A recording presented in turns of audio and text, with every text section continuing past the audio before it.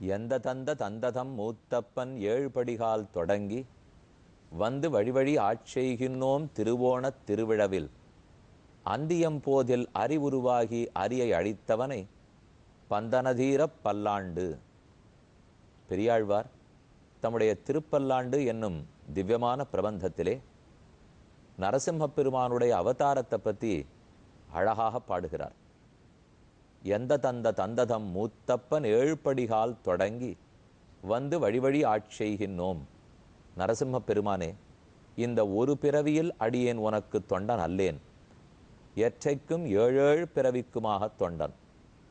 எனக்கு பெருமையே, நான் ஒருத்தன் உனக்கு தொண்டு புரிந்ததோடு அல்லாமல் என் தந்தையார், அவர் தந்தையார், அவர் தந்தையார் என்னும் 7 பிறவிகளாக நான் அறிந்த காலம் முதலாகவே தொண்டு புரிந்து கொண்டு வருகிறேன். அந்தியம் போதில் அறிவுருவாகி மாலை பொழுதிலே நரங்கலந்த சிங்க உருவத்தோடைய தூணுக்கு நடுவிலே தோன்றி அரியை அழித்தவனை, ஹிரண்யகசிபுவாகின பக்த பிரகலாதனுடைய பகைவனை ஒழித்தவனை பந்தனதீர பல்லாண்டு, அவனுக்கு ஏற்பட்ட ஆயாசமெல்லாம் போகும்படிக்கு பல்லாண்டு பாடுகிறேன். நீர் பிறந்ததெப்போது?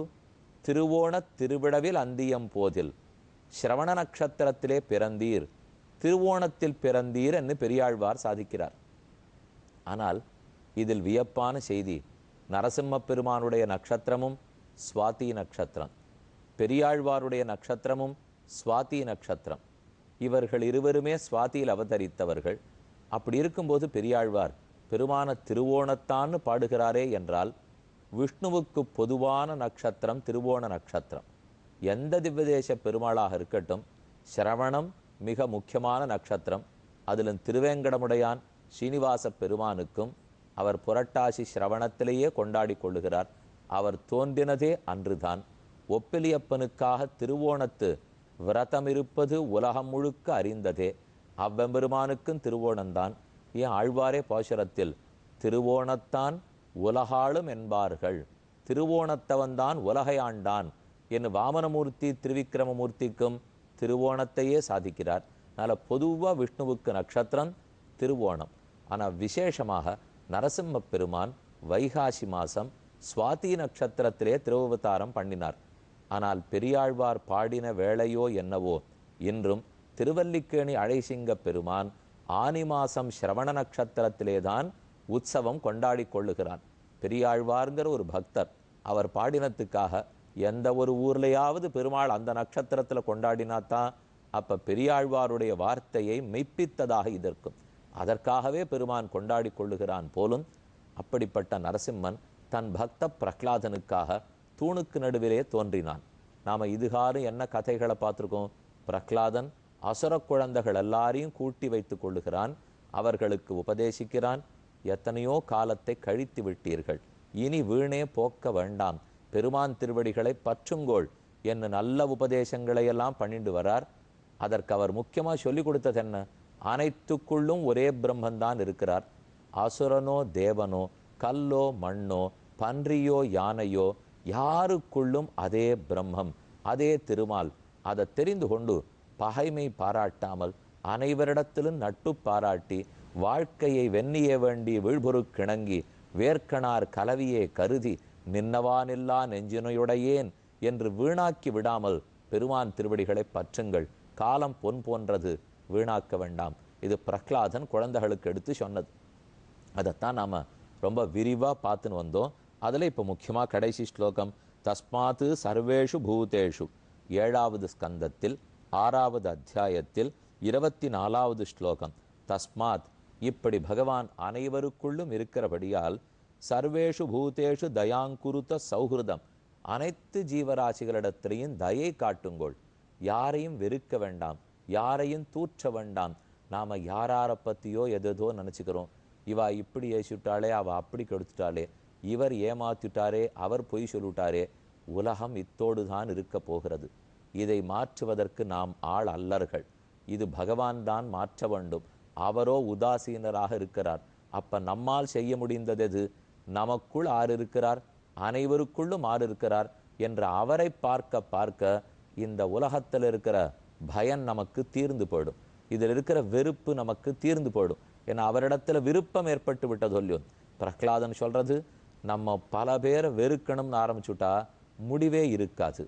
விருப்பம்னு ஆரம்பித்தா ஒருத்தனிடத்துல விருப்பம் வச்சா போருமே. அப்ப சுலபமா இருக்கிறத விட்டுட்டு ஏன் கட்டப்படுறத போய் நீங்கள் பின்பற்றுகிறீர்கள் என்று கேட்க, தைத்திய புத்திராகா ஊச்சுகு. அப்ப இந்த அசுர குழந்தைகள்லாம் இவ பிரகலாதனை பார்த்து இப்படி கேள்வி கேட்கிறா. பிரகலாத துவம் வயஞ்சாபி நர்த்தேன்யம் வித்மஹே குரும் ஏதாபியாம் குரு புத்திராபியாம் பாலானாமபி ஈஸ்வரவ். எங்களுக்கெல்லாம் இப்ப பெரிய சந்தேகமா இருக்கு. நீ அவ்வளவாகா உட்காந்து எங்களுக்கெல்லாம் உபதேசம் பண்றியே, நானும் நீ எல்லாரும் ஒரே குருவனிடத்துல தானே படிச்சோம். உனக்கு மட்டும் இத்தனை அர்த்தங்கள் இத்தனை மெய்ப்பாடுகள் ஏற்பட்டு இருக்கின்றனவே, எங்களுக்கெல்லாம் இதெல்லாம் ஒண்ணுமே தெரிய மாட்டேங்கிறதே. நீ யார்கிட்ட படிச்சே? தனியா ஏதானும் பாடம் படிச்சியா என்று குழந்தைகளெல்லாம் ஆதரத்தோட தெரிஞ்சுக்கணுங்கிற ஆசையோட கேட்கிறார்கள். இப்ப நாம் அனைவரும் அந்த குழந்தைகளுடைய அதே நிலையில தான் நாம் இருக்கோம் இல்லையே. நாங்கள்லாம் அசுரர்கள் இல்லையேன்னா, அசுரர்களா இருந்தா கூட தப்பில்லை. நல்லதை தெரிஞ்சுட்டு கடைப்பிடிக்கணுங்கிற ஆவல் இருந்தால் போதும். அதைத்தான் பெருமான் எதிர்பார்க்கிறானே தவிர இவன் எப்படி பிறந்தான் எப்படி வளர்ந்தான்னா பெருமான் பார்க்கிறார். பாலஸ்யாந்த புரஸ்தஸ்ய மகத் சங்கோ துரன்வயா சிந்தி நகா சம்சயம் சௌமிய சியாச்சே சிரும்ப காரணம். எனக்கு ஏற்பட்ட சந்தேகத்தை குழந்தாய் பிரகலாதா நீதான் போக்கி கொடுக்கணும் என்று எல்லா சிறார்களும் கேட்டா. இனி அடுத்த அத்தியாயம் 7வது அத்தியாயத்துக்கு போறோம். பிரகலாதன் தனக்கு மட்டும் இந்த பாக்கியம் எப்படி கிடைச்சது, தனக்கு மட்டும் பெருமான் எப்படி இவ்வளவு தூரம் அனுகிரகம் பண்ணியிருக்கார் அப்படிங்கிறத மற்ற குழந்தைகளிடத்திலே சொல்லுகிறான். பிரகலாதனுடைய தாயாருக்கு கயாது என்று பெயர். அவள் பிரகலாதனை வயிற்றில் கர்ப்பமாக சுமந்து கொண்டிருந்தாள். அப்போது இந்திரன் தீய எண்ணத்தோடே கயாதுவை அழித்து விட்டால் அல்லது அவள் கர்ப்பத்தை அழித்து விட்டால் அசுரர்கள் குலமே பூண்டோடு அழிந்து போகும் என்று திட்டம் தீட்டியிருந்தான். அவனுக்கு ஏற்றா போலே ஹிரண்யகசிபு பெரிய மலையை தேர்ந்தெடுத்து அங்கு போய் கடுந்தவம் புரிந்து சாகாவரம் பெற வேண்டும் என்று காட்டுக்கு ஏகினான்.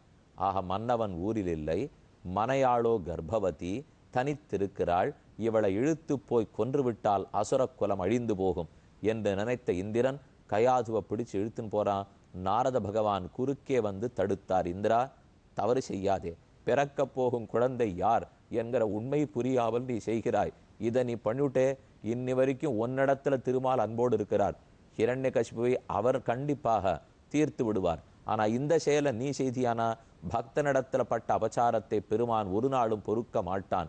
நீ பெருந்தீமை காளாவாய், விட்டுடு, என்னிடத்தில் ஒப்படைத்து விடு நாரதர் சொல்றார். சரின்னுட்டு இந்திரன் பயந்து போய் நாரதரிடத்துல விட்டுட்டான். நாரதர் தன் ஆசிரமத்துக்கு கயாதுவை அழைச்சின்னு போயிட்டார். உட்கார்த்தி வைத்து பகவத் சரித்திரங்களை முழுக்க, அவனுடைய கதை, அவனுடைய குணங்கள், அவனுடைய சேஷ்டிதங்கள் இது இத்தனை சொல்றார். ஆனா அவள் பூர்ண கர்ப்பிணி இல்லையோ, ஆயாசம், தளர்ச்சி, கஷ்டம், சீக்கிரம் தூங்கி போடுறா. ஆனா உள்ளுக்குள்ளிருந்த கர்ப்பம் தூங்காமல் விழித்திருந்து நாரதர் சொன்ன மொத்த கதையும் கேட்டுக்கிறது. கேட்க கேட்க கேட்க அவன் உள்ளம் பண்படுகிறது. சிசுதான், கர்ப்பந்தான். அதுக்கு தான் கர்ப்பஸ்ரீமான்னு பேர் சொல்லுவார்கள். கருவிலே திரு உடையவர்கள். ஆழ்வார் நம்மளை பார்த்து சொல்றார், நீங்கள்லாம் கருவிலே திரு உடையவர்களாக இருக்க வேண்டும்.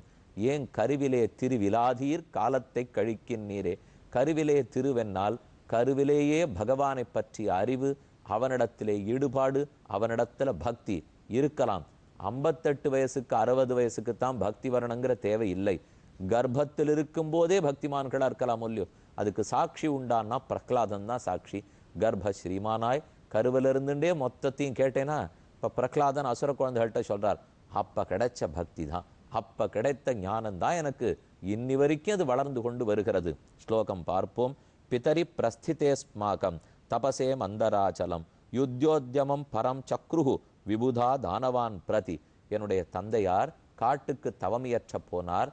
அப்போ இந்திரன் என்னுடைய தாயாரை இழுத்துண்டு போனான். இந்திரஸ்து ராஜமகிஷியும் மாதரம் மமச்ச அக்ரஹீத். ராஜமாதாவான என்னுடைய தாயை அழைத்து கொண்டு போனான். நாரதர் தடுத்து கேட்டார், அயம் நிஷ்கில்பிஷா சாக்ஷான் மகாபாகவதோ மகான் துவயான பிராப்சதே சம்ஸ்தானம் அனந்த அனுச்சரோ பலி.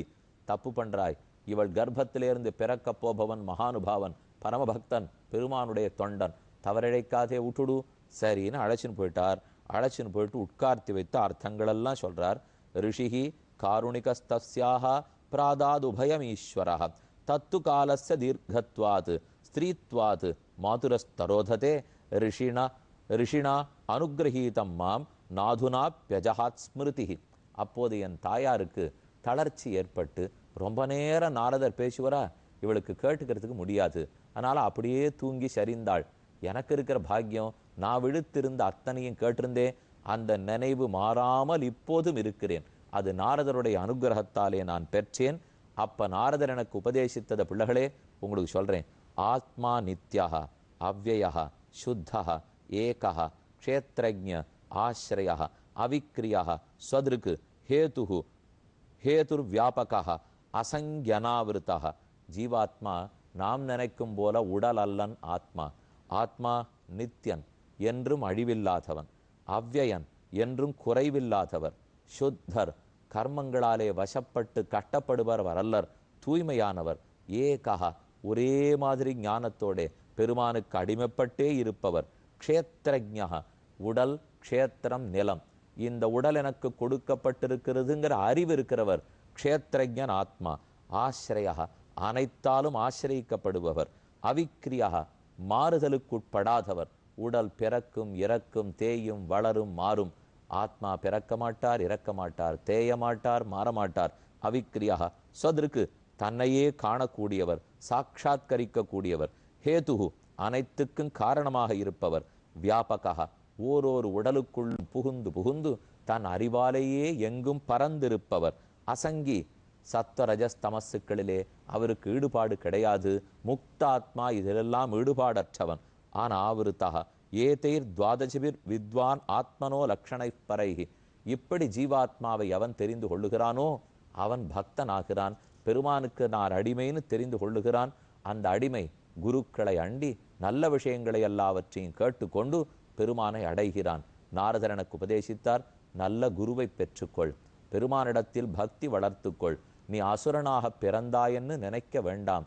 பிறவி முக்கியமல்ல, உனக்கு ஏற்பட்டிருக்கும் பக்தி முக்கியம் என்று கர்ப்பத்திலிருந்து எனக்கு உபதேசித்தார். அதன்படிதான் குழந்தைகளே இன்னி வரைக்கும் வாழ்ந்து வந்திருக்கேன். இப்போ உங்களுக்கு என்ன சந்தேகம் இருந்தாலும் கேளுங்கோ, அந்த சந்தேகங்களுக்கெல்லாம் நான் பதில் சொல்றேன் என்ன பிரகலாதன் சொல்றார். உடனே குழந்தைகளுக்கு 3 முக்கியமான ஐயங்கள், அவ்வையங்களை கேட்கிறா. அந்த ஐயம் ஒன்னொன்னு நமக்கு ரொம்ப பிரயோஜனப்படும். அது என்ன கேள்வி கேட்டார்கள், என்ன பதில் வந்ததுங்கிறதை அடுத்த நாள் சொல்றேன். தற்போது மிக மிக முக்கியமான ஒரு அறிவு